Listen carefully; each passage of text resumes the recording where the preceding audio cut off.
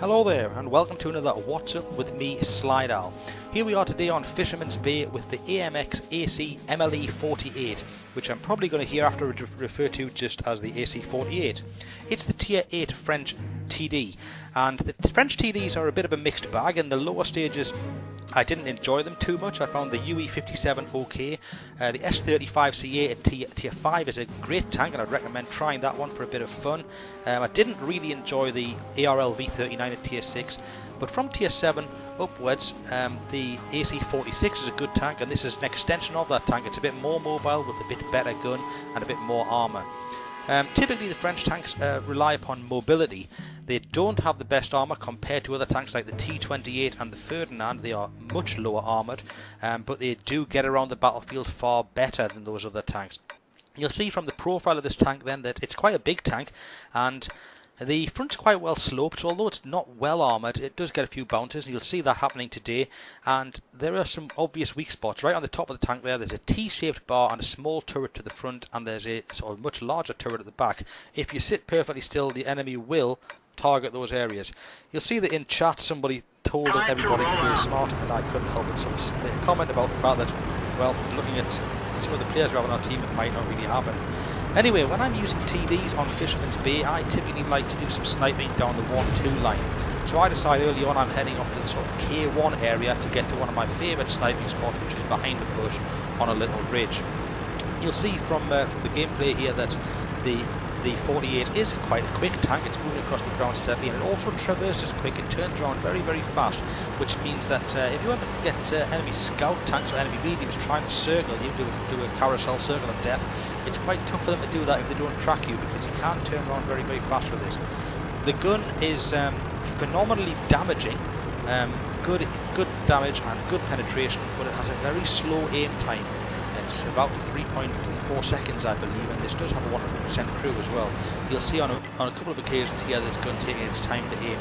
So here I am, almost in my favourite position on this ridge. I'm going to get really close to this red line, the boundary of the map, and sit in position. If there were Artie on the other team, I probably wouldn't be inclined to stay here very long, but there's not, so I'm going to sneak up on the road. I do have 6th sense, so I would know if I was spotted. Now you can see already the aim time, how slow it is for that reticle to shrink into size. I'm just going to sit here and have a look down this sort of the one line and see if anybody appears in front of me. There are some guys that have been spotted off towards the middle of the map, and typically, as tends to happen on Fisherman's Bay, often the heavies go and slug it out in the town on the right, and often the TDs do some sniping down the left, and the mediums move around all over the place, and our team's sort of set up that way. We are on a 48%, slightly less chance of winning than normal, but that's fairly close. I'm just having a check there to see if anything's moving to the right. No, nothing there. And we've taken an early kill. We've killed off their Hellcat, and I'm still waiting to see if anybody's going to appear in front of me.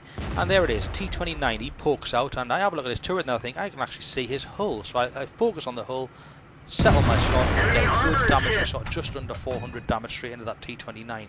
Reload times, as you can see, is about 8 seconds, which is not bad for Tier 8. And I'm just waiting to see if he's going to come out again or move around or shuffle. And he doesn't, but an SU-152 appears and he stops, and that shot goes high and wide. Now, this gun's usually quite accurate, but totally missed there. But that SU is sat perfectly still. Yeah, I haven't been spotted, he doesn't know I'm here. I'll put a shell in there, and I don't know if it's hit him or not. Maybe it has, maybe it hasn't. There's no way of telling at this stage. So I'm quite happy though at the minute. I haven't been spotted from my position. There's that T29. He's just been shot once by me and decides to make a move up into the open, which is quite silly. So I get another shot into him, and I'm hoping that it's going to slow him down enough to get a third shot in, but he gets himself behind this rock before I can get a shot away. I could have shot probably in the very edge of him, but I think I probably would have bounced given the angle that his hull was at.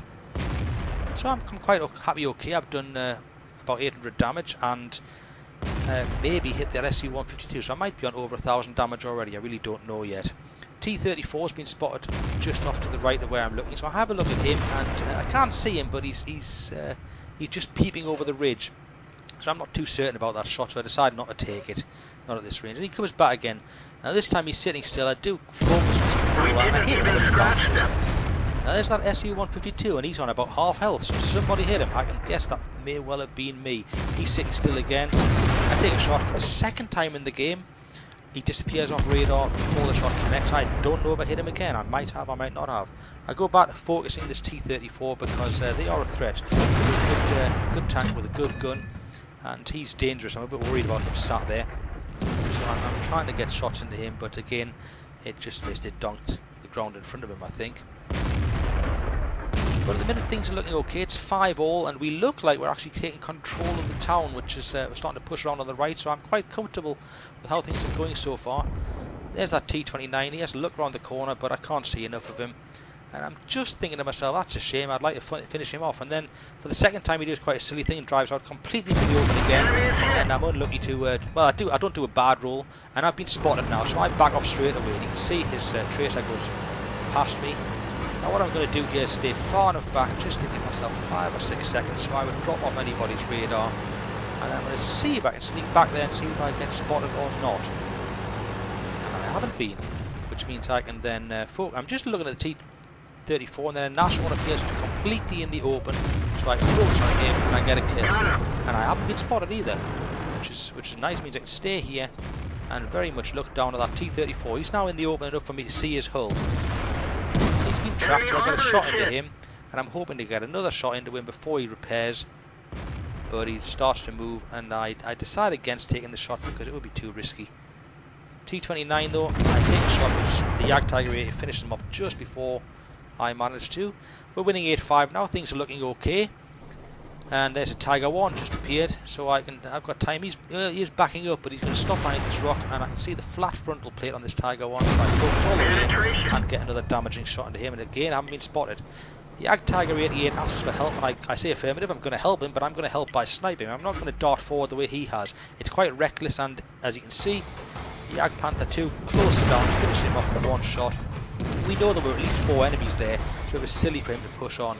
But I can at least get a good easy shot into this Jag Panther 2 and go straight in as well. Now he realises he's been seen, so he gets himself straight into cover. Somebody else gets a damaging shot. I think that's the Dicker Max. And I have a look at, can I hit the top of his tank? It's a very, very tight shot, and he's still shuffling around. But he stays still, so I decided to take the shot. And it just hits the rock just in front of him. It's a very tough shot. All of a sudden things are going very wrong in the town. We're losing now 10-9. I've been spotted, my gun got damaged, but I bounce a shot, I back off and repair my gun. I come back over the bridge, have another look, can't see anything. The Tiger's making a move, so I shuffle just to get in position and get the shot again. I know I'd be spotted doing so, so I reverse straight away, straight back out of there. We've completely lost the town now, and I'm very worried about an IS-3 or 2 off to the right hand side of the map, whether they're either going to go to the cap or they're going to head this way. I come in for another look. The Tiger's in hard cover, can't see him at all, and no, not really sure he's going. And then I spot the Jag Panther 2 down there again, and I wonder whether he's moving out. He's not, he's staying behind his rock. He likes that rock. I have another go at the top of his tank. It doesn't connect. I bounced another shot there because I was detected again, and this Stirrer Emil has actually done not a bad job all game, but he managed to park behind me for some reason, which is quite silly. Very concerned now. There's 3 TDs. We're all boxed in this corner. We know we've got a couple of IS-3s coming from the right, and we know we've got at least 4 tanks last seen in front of us. I decided to focus on the road because the Tiger 1 was last seen heading up the ridge, and I'm hoping he's going to drive out straight in front of me and get spotted right in my sights, and I can finish him off. So I decided to wait for a little while to see what happens. Our Nashorn, as you can see down at the bottom of the map, starts to go exploring. He starts to have a look around. Now if you're in a TD, all 3 of these TDs are lightly armoured. He'd be better off sitting in some cover, and he's doing some sniping. Yes, he's probably going to get killed eventually, but he goes for a drive, and he spots the IS-3, which is fair enough, but it's not too long until his number's up and he gets finished off. An IS-3 is a formidable tank, and in the right hand can do a lot of damage to anybody, especially tier 6 TDs with no armour. So now there's just 2 of us left. We know we've got an IS-3 coming around behind us. I have a look there to see where the Stirrer Emil's going, and he is actually facing the IS-3.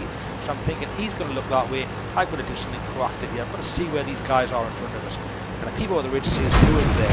I take 1 hit and I bounce 1. I managed to finish off the Jag Panther 2. He's got a much more dangerous gun. And I bounce again from somebody. That can't be the Tiger. He wouldn't have reloaded at the time, so I'm guessing there's somebody else down there.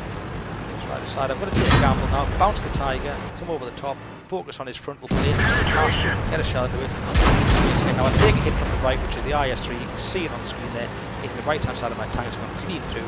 The sides and the back of these tanks are very weak, but I've got to focus this tiger and bounce him again, and then finish him off now. That's the tiger. Now I've taken another hit from the IS-3. I've got to move forward. I've got to gamble on the back, and he hadn't. He sat there all the time since the last 4 or 5 minutes. He tracks me, he doesn't kill me. I'm hoping that I repair in time to get behind these wrecks of tanks, but just as I repair, unfortunately, he finishes me off, which is an unfortunate way to die.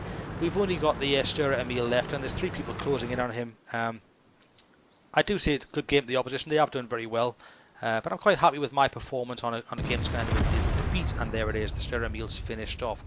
All in all, it was a first-class marshal badge, even on a defeat, and the high Calibre award. And quite a lot of credit, quite a lot of experience. I can't complain at all at my performance there. I did all right. I'm quite pleased with exactly what went on there. Looking at the second plate, you see I did just under 5,000 damage, which meant some of those shots on the SC-152 actually did go in earlier on in the game.